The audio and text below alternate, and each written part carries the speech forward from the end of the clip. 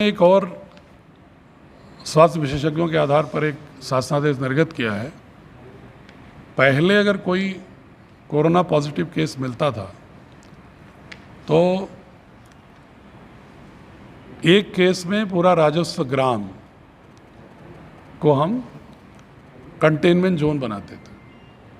अब ये निर्देश आ गया है कि अगर कोई एक केस सिर्फ है, उस गांव में अगर कई पूर्वे हैं, हैमलेट्स हैं, तो अगर वो कोरोना पॉजिटिव किसी एक पूर्वे में मिला हो, हैमलेट में मिला हो, तो सिर्फ उसी पूर्वे को ही कंटेनमेंट जोन करेंगे, बाकी पूर्वों को उससे अनअफेक्टेड रखेंगे।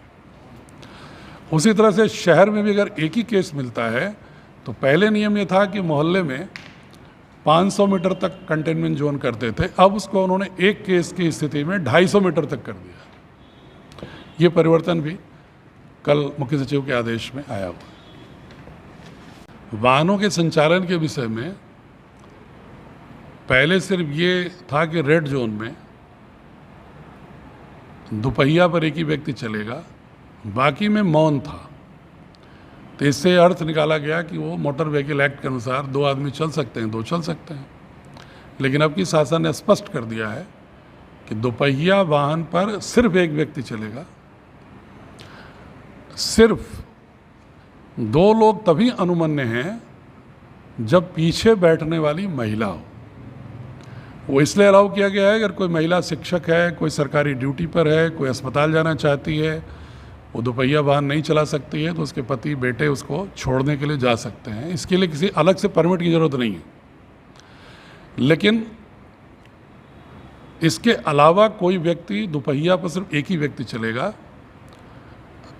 अगर कोई महिला ड्राइव कर रही है तो पीछे पुरुष नहीं बैठेगा, फिर अकेला ही अलाउ होगा। नहीं, नेचुरली 2 महिला है, पीछे बैठने वाली तो अलाउ होगा। दोनों महिलाएं हों भाई, पीछे की सीट पर अगर महिला है तो 2 लोग अलाउ होगा। वो ड्राइव करने वाला पुरुष है कि महिला है, इरिस्पेक्टिव। और चरपहिया पर 1+2 वही फार्मूला है। जिले के अंदर अनुमति की आवश्यकता नहीं है कंटेनमेंट जोन के अलावा, और दूसरे जिले में जाना है तो परमिशन लेना है। लॉकडाउन में मुख्य सचिव महोदय के भी निर्देश प्राप्त हो गए हैं। उन्होंने जो पाबंदियां रेस्टोरेंट, मॉल, हवाई जहाज के परिचालन, रेलवे के प्रवासी श्रमिकों के अनुमन्य के अतिरिक्त प्रतिबंध या हॉस्पिटैलिटी सर्विसेज के प्रतिबंध पर, वो यथावत अभी भी रखी हुई हैं, वो यथावत रहेंगे। दुकान खोलने के विषय में उन्होंने जिलाधिकारियों पर छोड़ दिया है कि वो दुकानें खोली जा सकती हैं। जिलाधिकारी इसको कैसे विनियमन करेंगे उस पर वो विचार कर सकते हैं।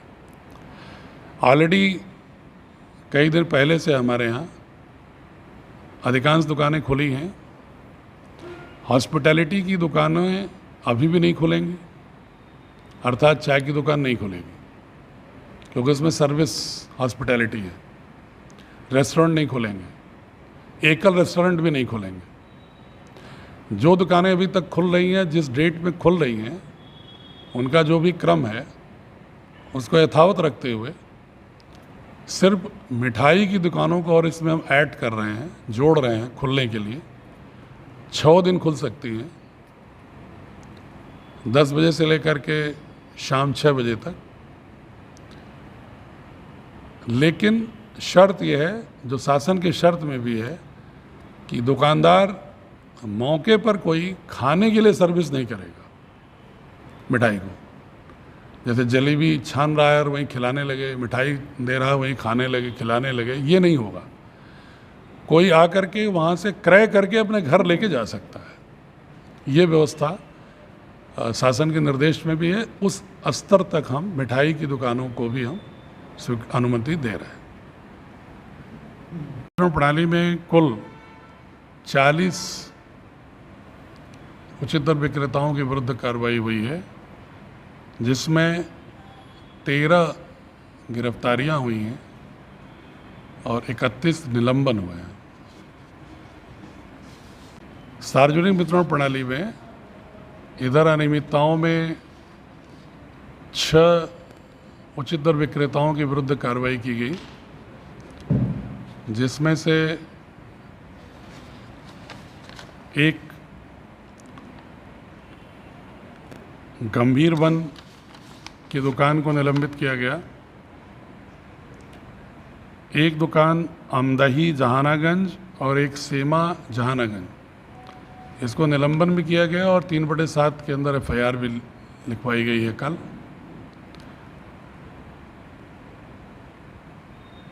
ऊंजी पलहनी, मिट्ठनपुर हादी रानी की सराय, शंभुपुर अहिरौला, इनकी दुकानों को अनियमितता में आरोप पत्र निर्गत किया गया है।